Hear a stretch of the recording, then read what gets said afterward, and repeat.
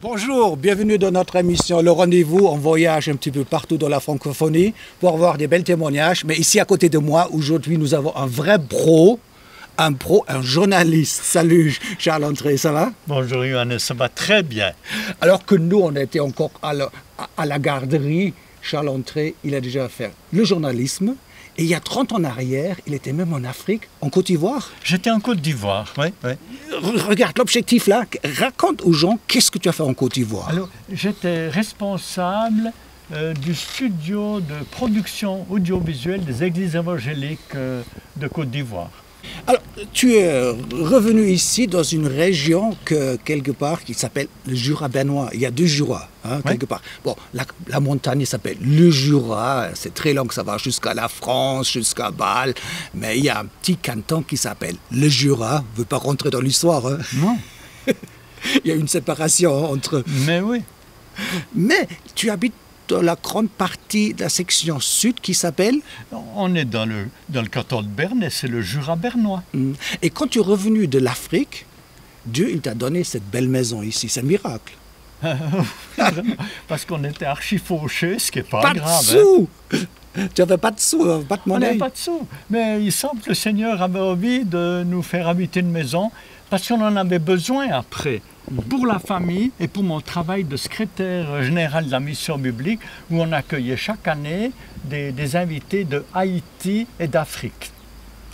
Entre-temps, tu as aussi sorti une maison d'édition, donc tu n'as pas chômé dans ta vie, les éditions Oladios. Et un des derniers livres qui est sorti, il a fait très fort, notre ami Charles-André, il a rassemblé une centaine de témoignages, mais pas de la Suisse, ça c'est facile. Une centaine de témoignages de cette région qui s'appelle le Jura bernois dans quelques villages. Impressionnant, dans un petit microcosmos, tu as trouvé une centaine de chrétiens. Explique ce projet, voilà. Comment il est venu? Bon, j'aurais pu en trouver 1000, hein. Non, mais j'exagère pas, parce qu'une petite évaluation fait que le dimanche, j'ai évalué qu'il y a environ 1500 chrétiens ou personnes qui vont dans une des églises évangéliques de la vallée de Tavannes. Et puis, pratiquement toutes les personnes à qui j'ai demandé si elles voulaient témoigner, elles m'ont dit oui. Alors, quand j'ai appris de ce livre, et j'ai vu le titre, et je dis, Charles-André, donne-moi un exemplaire pour la presse, je l'ai reçu, et je dis, hey, ça c'est bon pour la télévision. Alors, nous avons récolté des témoignages. Regardez les témoignages de Fritz.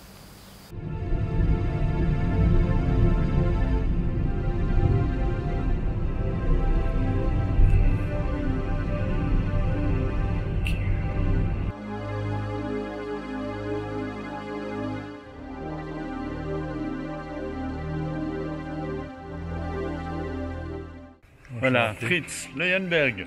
Excellent. Je suis à l'Église libre à Reconvilier depuis 20 ans. Je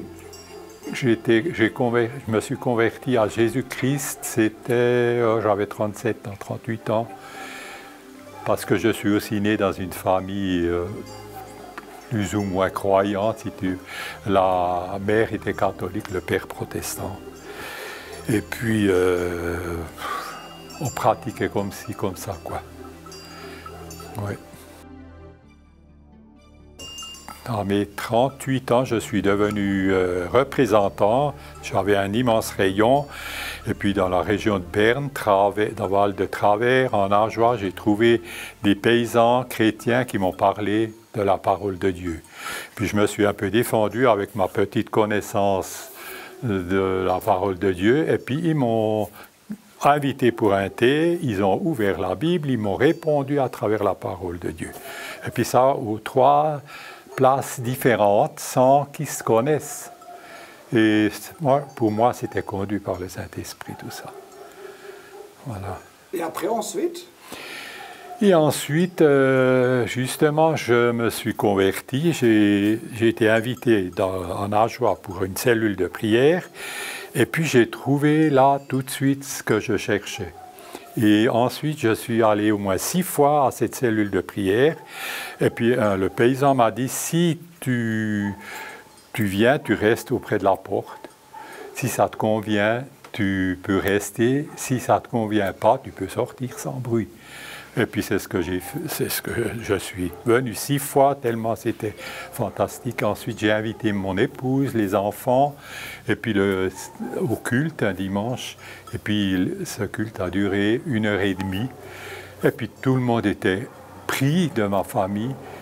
Et puis c'est là qu'on s'est converti peu après. Et puis on s'est fait baptiser toute la famille. C'était magnifique. Il semblerait que vous avez passé à travers des épreuves. Vous avez perdu un fils, vos épouses. Oui, après cela, eh bien, d'abord, on a vécu beaucoup de magnifiques choses par rapport à notre conversion. On a des miracles. Et puis ensuite, j'ai perdu le fils en accident d'auto. Et puis ensuite, en 2000, ma femme, la première femme, d'un cancer. Et puis ensuite, je me suis remarié en 2002. Et puis, 4 ans après, la deuxième dame a eu le cancer, donc, et puis elle est décédée aussi. Maintenant, à 12 ans, je suis marié avec une troisième dame qui était veuve aussi. Et puis, tout va bien, quoi. Formidable. Et vous avez révolté contre Dieu? Vous avez dit, Dieu, ça ne va pas? Pourquoi tout ça? Oui, j'étais en colère avec le Seigneur, je dois vraiment l'avouer. Mais par la suite, j'ai pensé à ce que j'ai vécu avant avec toute la famille, les miracles qu'on a eus, les exaucements de prière avec les clients. Et puis je me suis dit, non, tu n'oses pas tourner le dos au Seigneur avec tout ce que tu as vu. Et puis maintenant, eh bien, j'ai pensé peut-être que le Seigneur veut voir à quel point, où est ma foi. Et puis j'ai trouvé... Oui, on est des passagers sur la terre, c'est des cas qui arrivent, et puis j'ai accepté tout cela, puis ça m'a même renforcé dans la foi.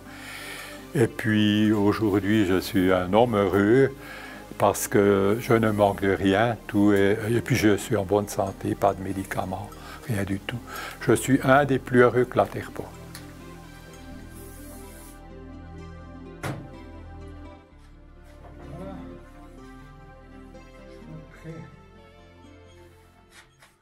Non, je connais Fritz depuis très longtemps, Ouais. mais c'est un gars extraordinaire. Il s'est impliqué dans la société, il était du conseil municipal ici. C'est un musicien extraordinaire qui a un groupe qui se produit, je crois, actuellement dans les Hauts, mais partout, dans les fêtes. Donc Fritz, pour moi, c'est un exemple merveilleux. De vivre des bénédictions de Dieu, vivre des guérisons, c'est magnifique, hein? Oui. Mais tenir bon, c'est autre chose, hein? Ah oui. Et des réactions. Il a eu des réactions suite à ce livre. Des gens disent, mais je connais tel et tel. Qu'est-ce qu'ils ont dit, les gens, les réactions? Bon, alors il y a des quantités de réactions, mais je ne les ai pas collectionnées forcément. Mais il y en a une qui m'a profondément touché. Si tu permets, Vas-y, je vais la regarde. lire. Hein. Regarde là. C'est trop beau. C'est un journaliste, donc la presse écrite. Hein. Eh oui. Au mois de février cette année, j'étais avec ma femme et 2 de nos petits-enfants au zoo de Crémine. Et puis j'étais assis sur un banc et voilà qu'une femme que je ne connais pas, elle se lève, elle était à quelques mètres et puis elle s'approche de moi. Puis elle dit, Monsieur Geyser, j'ai lu votre bouquin, c'était vraiment bien, mais ça m'a donné une idée. Et puis voilà ce que j'ai reçu le 28 avril de cette année, bien sûr, suite à ça. Cher Monsieur Geyser, voici quelques mots de remerciement. En lisant votre livre, j'ai eu l'idée de préparer un petit dossier contenant les témoignages des membres de notre famille. J'en ai fait une brochure. Et cette brochure, nous l'avons offerte à mes parents comme cadeau de Pâques. Depuis bien longtemps, nous prions pour leur salut. Puisse ce cadeau être un jalon dans leur cheminement spirituel. Telle est notre prière, Dieu est fidèle. Nous ne sommes pas des héros. La seule différence entre les chrétiens et les non-chrétiens, c'est l'œuvre de Christ dans chacune de leurs vies. Raison pour laquelle nous avons intitulé la brochure par ces paroles « Témoignage de la fidélité de Dieu dans nos vies ». Lorsque le Seigneur dépose une mission dans un cœur, comme il l'a fait pour vous, et que cette mission est exécutée avec sa force, elle porte du fruit pour sa gloire. Merci d'avoir été ce jalon pour moi, afin de me permettre de prolonger en quelque sorte le but de votre ouvrage dans notre famille. Et puis elle dit ceci, les témoignages n'ont pas été revus, corrigés, etc. Je les ai laissés tels que je les ai reçus. Ils sont l'œuvre de mes frères, de ma sœur, belle-sœur, épouse, parce que là c'est le mari qui écrit, de nos enfants, de nos nièces, etc. Et puis d'une connaissance de mes parents. Merci. Vous voyez, un bon journaliste, il prépare son texte. Ah oui. Il a tout préparé et il a l'habitude aussi de faire la radio. Et surtout, je ne sais pas, des centaines d'articles il a écrit qui sont partis à la presse écrite. Donc maintenant, on va lancer le témoignage de Sandrine. Une super histoire. Hein? Une belle histoire. Regardez Sandrine. 4, 3, 2, 1, go.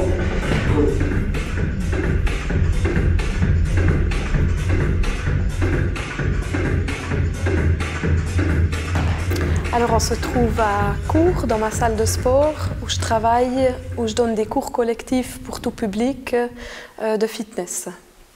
Oui, c'est une belle ferme ancienne, une ferme jurassienne. C'est un travail conséquent sur 3 ans qu'on a fait avec mon mari à côté de son travail à 100%. Et quelque part, ces travaux ont donné un surménage sur le couple et surtout pour vous, c'est vrai? Oui, alors le surmenage était plus sur moi que sur le couple, heureusement. Mais c'est vrai que moi, j'ai payé la facture assez cher. Le surmenage, c'est, je pense, quelque chose qui vient lentement, sans qu'on s'en aperçoive vraiment. C'est comme ça, quelque chose d'un petit peu presque cynique, je voulais dire, parce que justement, on ne le voit pas arriver. En tout cas, moi, je ne me rendais pas compte. C'était plus... la seule personne, je crois, qui l'a vraiment vu, c'est ma maman qui m'a dit « Attention, j'ai peur que tu fasses un burn-out ». Mais moi, je ne me rendais pas compte. Peut-on dire que c'est une fatigue profonde? Le corps, il fonctionne, mais à l'intérieur, c'est une grosse fatigue? Oui, c'est une fatigue, beaucoup de stress, des angoisses qui viennent par-dessus. Et puis moi, je voyais l'image du hamster qui court dans sa roulotte et qui essaye toujours de courir plus vite, mais la roulotte, elle tourne et puis il n'arrive quand même pas à destination, si on veut.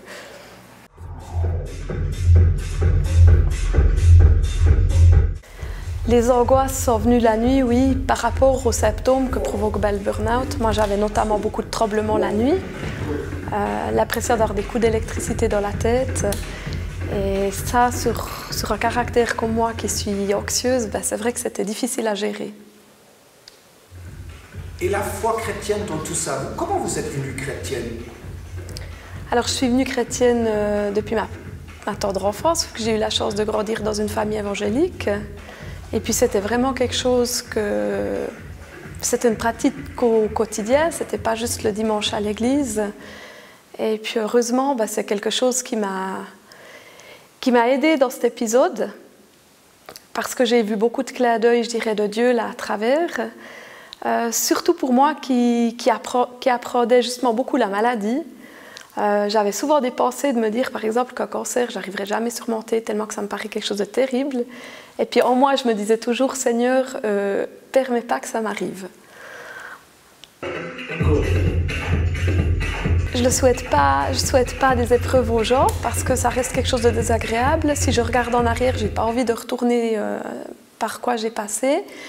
Mais par contre, c'est vrai que apprendre cette dépendance de Dieu, je dirais qu'on l'apprend à travers des épreuves parce qu'on n'a juste pas le choix. Quand tout va bien, Dieu, il est présent et quelque part, il ne l'est pas quand même. Parce qu'on n'en a pas vraiment besoin. Que le jour où le sol se dérobe sous nos pieds, on est obligé de s'accrocher à lui, sinon on trébuche.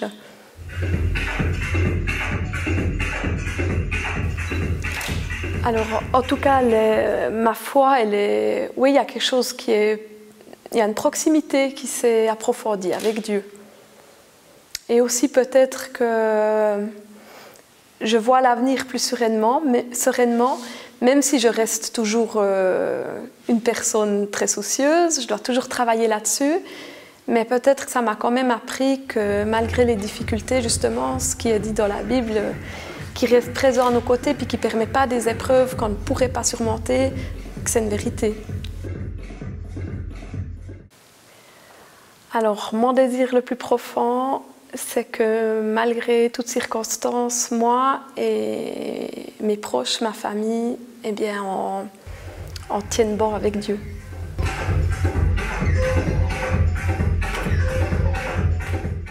Il y a quand même pas mal de douleurs et de souffrances en cachet. Et Sandrine, cette burn-out caché que sa propre maman savait, il y a quelque chose qui est louche. On peut vivre sournoisement plusieurs mois, des semaines, et à l'intérieur, on n'a plus la force, on n'a plus l'énergie, on est fatigué toute la journée dans l'esprit. Tu connais ça, le burn-out? Moi pas, pour moi. Non, j'ai pas vécu ça. Grâce à Dieu. Mais Sandrine, elle l'a vécu, douloureusement. Et toi, en tant que pasteur, tu as suivi des gens qui ont vécu des burn-out? Ah oui, bien sûr. J'en ai suivi. C'était très, très grave. Plusieurs en étaient sur le point de vouloir cesser de vivre. Ils étaient complètement cassés. C'est extrêmement douloureux comme épreuve. Mais on peut s'en sortir. Donc, Sandrine, qui... avec la construction de son salle de gym, a vécu une hyper fatigue, plus le foyer, les soucis, l'argent, comment gérer le tout. Donc, c'est aussi à vous, quand vous êtes dans ces moments de fatigue, de grosse fatigue, confiez-vous à l'Éternel. Dieu va vous sortir. Peut-être pas demain, mais lâchez pas la corde. Elle va vous sortir, cette corde. Dieu va vous mettre sur de la terre ferme. Ça en a la promesse.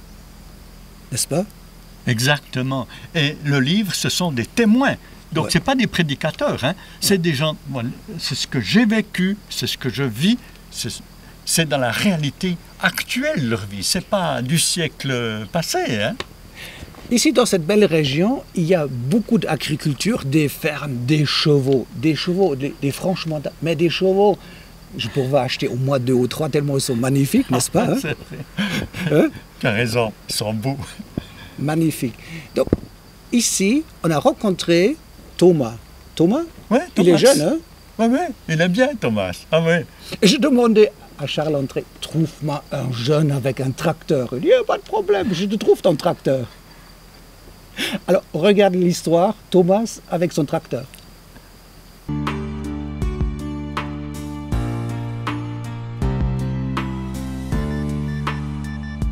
Alors ce matin, j'ai entrepris de faire la première coupe de foin. J'ai fauché 2 champs et c'est pour la récolte pour les vaches. Alors ici, c'est une ferme d'environ 38 hectares, dans quasiment la moitié de pâturage. Et sinon, je récolte un peu du blé panifiable et du triticale aussi. Alors on peut vivre avec une telle surface, c'est une ferme d'une famille.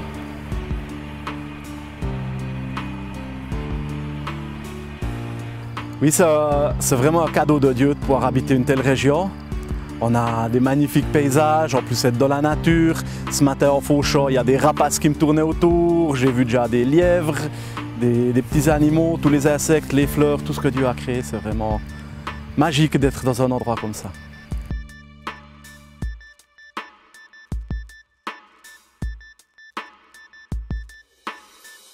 Oui, alors la Bible, elle nous parle de semer, de récolter, etc. Et ça me parle beaucoup parce que je me considère comme un gérant de la terre que Dieu m'a donnée. Et puis j'ai aussi envie de la récolter d'une façon qui soit digne aussi pour nos enfants, etc. Et qu'on puisse aussi laisser une terre saine. Si je ne sème rien du tout, c'est clair qu'il ne va rien pousser. Je dois aussi nourrir ma terre. C'est pour ça que j'ai aussi des vaches. Avec les engrais de ferme, etc. Je récolte l'herbe et ensuite les vaches redonnent le lisier qui nourrit de nouveau la terre et ça fait un cycle.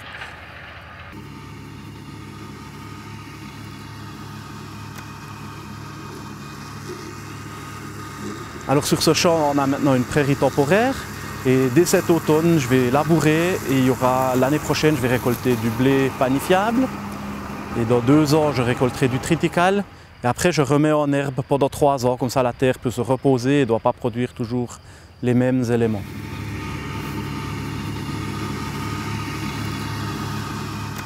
Je suis chrétien, j'ai grandi dans une famille chrétienne mes parents fréquentaient toujours une église évangélique de la région. Et dès mon plus jeune âge, j'ai donné mon cœur à Jésus. Et c'est vrai que mon métier, je pense, est adapté aussi à vivre ma foi, parce que tous ces moments que je passe vers les animaux ou vers le tracteur, c'est aussi des moments où je peux être en communion avec Dieu, en étant en prière dans le tracteur, etc. Et où je parle souvent avec mon Papa du ciel.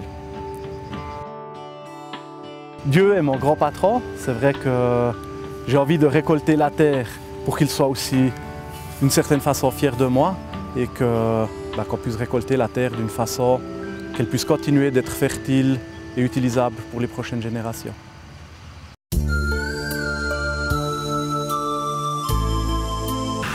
Alors oui, j'ai jamais braqué une banque. En même temps, j'ai fait mes fautes comme tout le monde. Et c'est vrai que Dieu a aussi dû me reprendre certaines fois.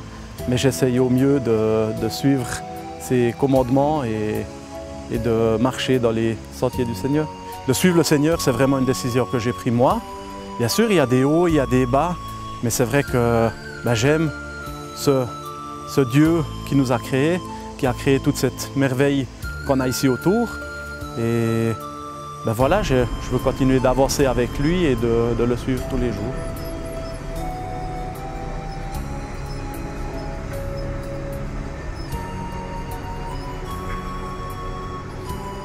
Alors quand je suis dans mon tracteur, le sujet qui revient le plus souvent, c'est quand même, en général, c'est qu'on est dans des beaux jours, etc.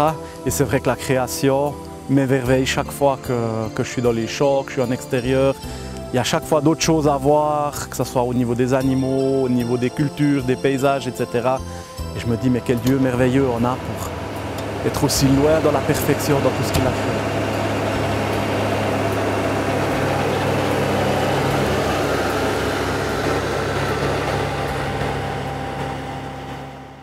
Oui, Thomas, il préfère dire Thomas parce que ses parents sont suisses-allemands, donc pas Thomas, non, c'est Thomas. Thomas, il n'a pas braqué une banque. C'est pas un gars méchant, mais il a trouvé quand même le Seigneur. Il dit, je donnais ma vie à Jésus. C'est important en tant que jeune, n'est-ce pas? Ah ben oui, et ça a changé beaucoup de choses dans sa vie, sa décision pour Jésus-Christ. Hein? Mais ça n'a pas fait un gars qui passe tout son temps dans une église. Hein? Non, je pense qu'il vient le dimanche matin, ça suffit pour lui. Mais ça nous montre que tout le monde a une belle histoire. Même vous, vous dites, moi non plus, je ne suis pas un gars méchant. Vous avez une belle histoire. Et Charles André, c'est important d'écrire sa vie sur 2-3 pages A4. C'est important. Mais tu peux encourager des gens. Écrivez-vous, vous-même, notez, mettez-vous derrière votre ordinateur, tapez quelques lignes, notez votre histoire, notez des bienfaits du Seigneur, n'est-ce pas? Ah oui, c'est extrêmement important. Et j'ai rencontré aucune personne qui n'avait pas d'histoire. Il y en a qui me disaient, non, j'ai rien vécu d'exceptionnel. Mais après, quand je les écoutais, c'était super génial. Une centaine? Oui, une centaine. Et puis, c'est très vite lu, hein. Un témoignage simplement écrit comme ça, j'ai compté qu'il faut 5 minutes pour le lire. Donc, notre encouragement pour vous, vraiment, notez des bienfaits du Seigneur. C'est peut-être pas grand-chose, mais une fois que vous commencez à taper sur le clavier, les miracles que Dieu a fait dans votre vie, pour la famille, tout va revenir. Notez. Et après, ensuite, donnez cette print ou envoyer sur Facebook ou ajouter 1 ou 2 photos et donner à vos voisins, des gens. Et quand vous n'êtes plus à disposition, mais votre texte, il est à disposition, n'est-ce pas? Mais c'est sûr, un texte, il subsiste, hein? On devra tous mourir un jour, mais le texte, il peut... Quelqu'un avait dit, j'ai entendu ça en Afrique, qu'un livre, un témoignage, c'est un missionnaire qui n'est jamais au chômage, qui n'est jamais malade, qui n'est jamais au service militaire, qui n'est jamais à la salle d'accouchement. Un livre, il est là, on peut le laisser 10 ans tranquille, un témoignage écrit, mais il revient et puis il continue de faire son boulot. C'est fantastique, un témoignage écrit. Alors, nous avons que récolté 3 témoignages, mais il y a encore plus que 90, beaucoup plus.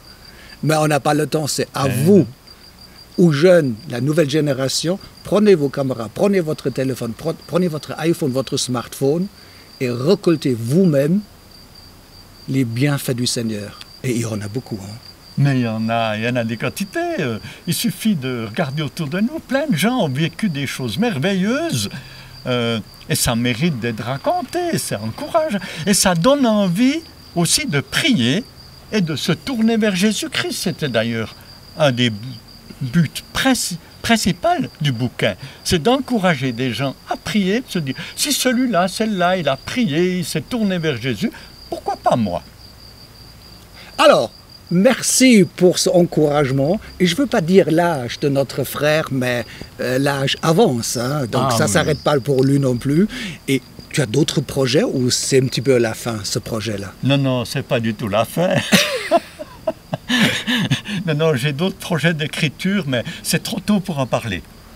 On aimerait bien vous aussi encourager, si vous habitez une région comme Lausanne, ou Genève, ou la Côte d'Ivoire comme Abidjan, ou à Cotonou, ou à Douala, ou à Garoua, ou au Mali, à Bamako, prenez le défi et vous vous dites, j'arrive de faire la même chose. Je vais trouver 100 personnes et je vais récolter une centaine de personnes. Juste une page A4. On vous lance le défi. Prenez-le. Vous récoltez vous-même une centaine de témoignages dans votre région. C'est un plaisir de parler avec toi. Merci, Johannes. On est dans un tout petit village. Il y a combien? 500 habitants? 1000? Non, dans le village, il y en a peut-être 280. Oui, alors c'est petit, hein? Ok, c'est un plaisir de discuter avec toi. Merci. On se connaît depuis quand même des années, hein? C'est vrai, ça fait des années. Courage, hein? Faut Merci. pas arrêter, hein? Faut pas arrêter. Ah, tant que Dieu veut que je fasse quelque chose, c'est son boulot de me garder en vie. Puis après, Ah, et quand c'est fini, il te reprend. Hein? c'est son problème. Hein. Ok. Au revoir, Shalom, depuis Fué, un village avec même pas 300 habitants. Au revoir, que Dieu vous bénisse. Shalom. Bye bye.